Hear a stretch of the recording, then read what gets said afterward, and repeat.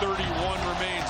30-24 is the score. Rodgers gets a snap, fires downfield, caught by Freiermuth. Touchdown, Freiermuth! The Steelers have taken the lead. Ja'Marr Chase, 16 receptions for 161 yards. This is what we do it for, is games like that. It came down to the wire just like we know it's going to. 36-yard field goal try for the lead. It is good. The Bengals have knocked out the Steelers. We're 4-2, still first in the division. I'm not going to ride the roller coaster, and hopefully you guys follow suit. A fascinating night, a Thursday night win for the Bengals at home over the Steelers, who now sit, as far as ESPN Bet Sportsbook is concerned, just an eyelash ahead of the Ravens as far as their odds to win the division. The Bengals, as you see, are well behind, but with Joe Flacco last night, that offense looked so much better. They have games against the Jets and Bears coming up at home. I would say don't overlook Cincinnati, and I want to make this point quickly. We all should have known this was coming on Monday. When Mike Tomlin went up to the podium getting set for this game, they asked him about Cleveland trading Flacco within the division. Remember what Tomlin said. To be honest, it was shocking to me. Andrew Berry must be a lot smarter than me or us, because it doesn't make sense to me to trade a quarterback that you think enough of to make your opening day starter to a division opponent that's hurting in that area. But that's just my personal feelings.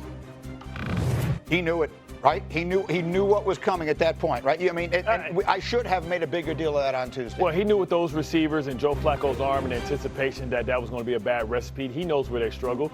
But at the end of the day, Matthew Berry owes Mike Tomlin nothing. He owes that division nothing. I don't care. I got a 5th-round draft pick from a dude that was Andrew Berry. I'm sorry. Yeah, I got a 5th-round draft pick for a quarterback that's 40 years old. I need to get as many assets as I can. I owe you nothing. If I can't go, you can't go either. Crabs in the bucket. Come on down to misery. It's nice down here. I'm a resident. It does bring up the legitimate question, because a lot of people not buying so much into Pittsburgh, and the Ravens have looked just awful. And with Joe Flacco, you and I were talking about it this morning.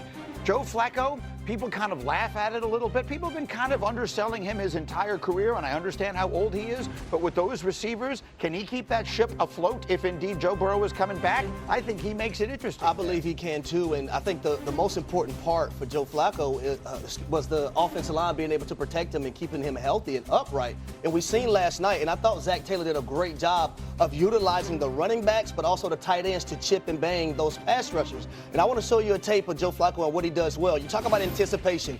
You're going to see T. Higgins at the top of the screen. He's going to run what we call a bang 8, a 7-step skinny post.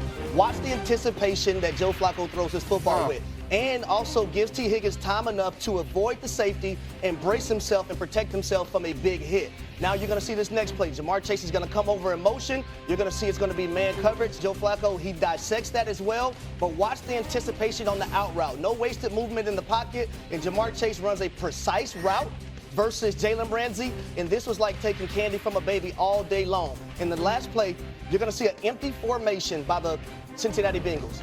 Ja'Marr Chase is going to be at the top of the screen. The tight ends did a great job of, number one, arcing outside, creating that natural pick, that natural rub. Watch the ball placement by Joe Flacco. He gives Ja'Marr Chase an opportunity to have yak, not the kind that you like to drink, Joe, but I'm talking about yards after the catch. Ball placement, anticipation is everything. This is exactly why Mike Tomlin is upset, but this is why you cannot count out the Cincinnati Bengals, because if they can protect Joe, they also still have a chance. And I would add, they didn't go and do an open market like audition for who wants to be the quarterback. Zach Taylor specifically said, I want Joe Flacco as my quarterback. So they didn't call the Giants on Russell Wilson. They didn't call the Giants on Jameis Winston. They didn't go over to LA and beg him for Jimmy Garoppolo. They said, we want Joe Flacco. Why? Flacco knows the division well. It's not going to be hard for him to prepare for these defenses, and he is the perfect arm and quarterback for those two receivers. Throw it outside, get it to those guys. They targeted Joe Flacco. That was a joke to everybody 2 weeks ago, and they didn't target him to beat the Packers last week.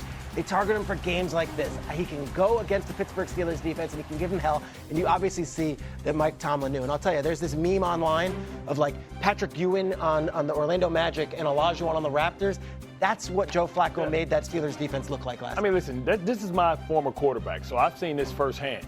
I think Joe Flacco has one of the most underrated arms in all of football. He's always had one of the strongest arms. And if you give him predictable coverages and gives him the answers for the test, he will make you pay. And he has Joe Cool. He was Joe Cool before Joe Burrow got that. Yeah. Right? We went on the road and beat people. He's a former MVP of the Super Bowl. So don't ever underestimate what Joe Flacco can bring to the table. Now, Joe Flacco got a little Jameis Winston in him. Like, we've seen this before. We saw it with Cleveland a couple years ago. He can get hot, but he can get cold because he has so much belief in that arm. So let me circle it all the way back then to the Steelers, who opened the night with a chance to sort of put the division to rest and failed in every way to do it. Yeah. And it's all about the defense. The storyline on the Steelers coming in was they just need Aaron Rodgers to do just enough at his age, and that defense will be so good and they'll run the ball. Well, they don't run the ball at all, and the defense could not have failed more last night. You brought up how bad the scheme was. They let Jamar Chase eat them alive, and then Rodgers gets them the lead with 2 minutes and change left in the game. They need one stop, and they can't. Brittany, I will tell you this. It wasn't just the man coverage that they played entirely too much of. It was the inability to stop the run game of the Cincinnati Bengals. The Bengals came into that game 32nd in rushing, averaging under 60 rush yards per game. The gap integrity, they were not gap sound, the Pittsburgh Steelers, all night long. But we've seen this multiple times from this defense this season. We see the game one versus the New York Jets. When they were able to bully the Pittsburgh Steelers defensive line and run all over them. So they have a lot of things to get fixed on their defense. I don't feel too comfortable about their defense right now. The headline to me is Rodgers is good. Rodgers has been every bit as good as you could have hoped he would be.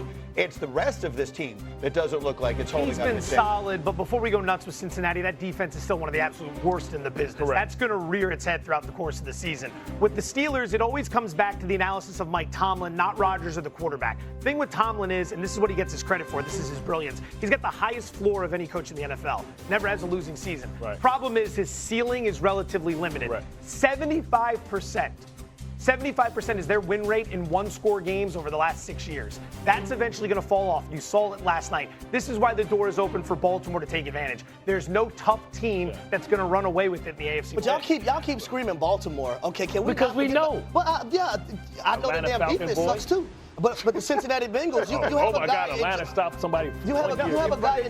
But he's right. It does. The Ravens' defense has been terrible. I know they're all hurt, but it's been terrible. It was one of the toughest schedules in the NFL to start the year, and a lot of guys got hurt. Those two things are going to turn. They were terrible last year, and that turned around, right? And the thing is, with the Steelers, they don't have the ability to really score quickly, right? They're playing with 3 tight ends, Aaron Rodgers, dink and dunk, where you have a team on the other side that can get quick, easy scores. It puts so much buy on the defense. All right, so last night was an interesting night. It was a good night for those of us who appreciate history in sports. We had Aaron Rodgers in his 40s. We had Joe about a Steeler, particularly a defense last night that couldn't get it done at all. I mean, we knew that this was a soft 4-2. I mean, they should have lost to the Jets. You talk about being outscored in a lot of games that they won or outrushed, outgained. They were able to get 5 turnovers against the Patriots. This just brings them back to the pack. And I think this is why we talked about the Baltimore Ravens still being a live dog when they get back and get healthy. But this is also about the Cincinnati Bengals. And the Cincinnati Bengals recognize that they had a quarterback that may not be able to play everywhere, but they were perfect for what they like to do with those tremendous receivers. These are the best receivers Joe Flacco